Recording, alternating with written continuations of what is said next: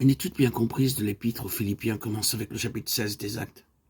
Derrière les événements simplement historiques, nous nous trouvons là, en présence de tout un arrière-plan spirituel, qui jette une lumière intéressante sur les origines de cette assemblée de Philippe.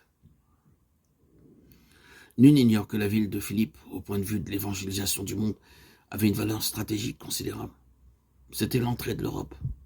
C'était la porte du monde occidental. C'est par cette porte-là qu'effectivement l'évangile est venu à nous, comme à toutes les nations de l'Occident.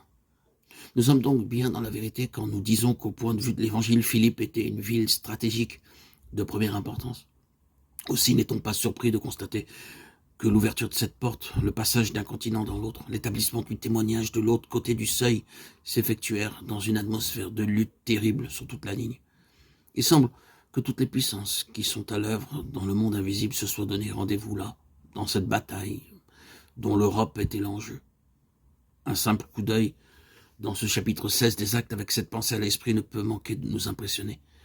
Les premiers symptômes, non pas positivement de lutte, mais disons de difficulté, se manifestent sous forme d'une différence entre, d'une part, le jugement humain dans ce qu'il a de bon et de sanctifié, et d'autre part, la révélation de la volonté de Dieu. C'est là, en réalité, que l'histoire commence. Paul et ses compagnons, Silas, Timothée et Luc, sont en route. Chemin faisant, leur pensée est à l'heure, et leur esprit est orienté, sans aucun doute possible, vers certains champs de travail, dans lesquels ils ont l'intention de pénétrer. Voici l'Asie tout près, cette grande province qui leur réserve sans doute une abondante moisson. Quel champ de mission! Pensez un peu à tout ce que représente l'Asie. Que de possibilités. Leur esprit est donc tourné de ce côté, comme le champ de travail par excellence qui s'offre à leur activité. À ce point-là, il nous est dit qu'ils furent empêchés d'annoncer la parole en Asie. Ils essayèrent alors d'entrer en Bithynie.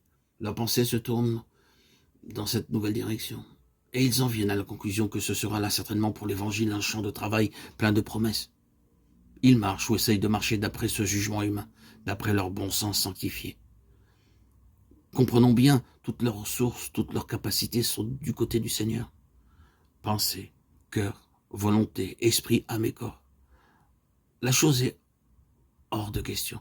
Ce sont des hommes entièrement consacrés. Ce n'est pas pour eux qu'ils travaillent. Ils n'ont point d'ambition à eux. Il ne s'agit pas d'une entreprise personnelle. Ils n'ont aucun intérêt personnel dans cette affaire. Ils ont une chose en vue, une seule chose, la volonté de Dieu.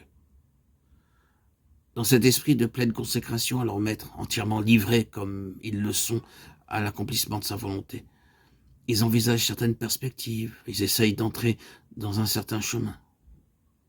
Or, même dans ces conditions combien favorables, combien nécessaires, ils se heurtent à quelque chose qui dépasse et surpasse leur jugement humain, même consacrés à Dieu.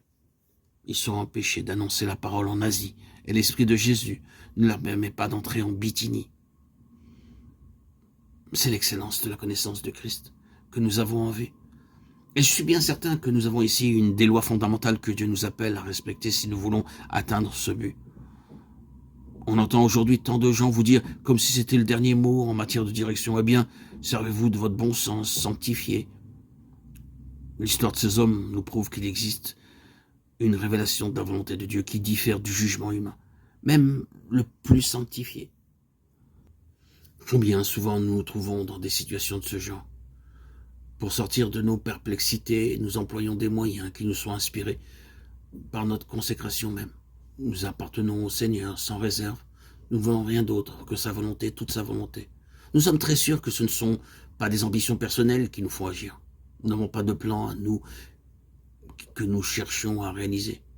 C'est le Seigneur que nous voulons, rien ni personne d'autre.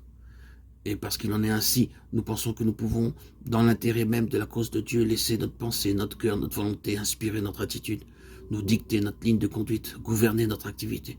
Et nous ne sommes pas loin de penser que notre zèle pour lui, notre désir ardent de faire sa volonté, l'entière consécration de notre cœur sont des garanties, et que dans ces conditions, ce que nous pouvons faire ne peut pas manquer de recevoir le sceau de Dieu.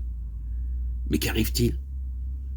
Même alors, nous constatons souvent après coup que ce n'était pas le meilleur chemin, et que notre zèle personnel pour la cause de Dieu a porté des fruits de beaucoup inférieurs à ce que Dieu avait en vue.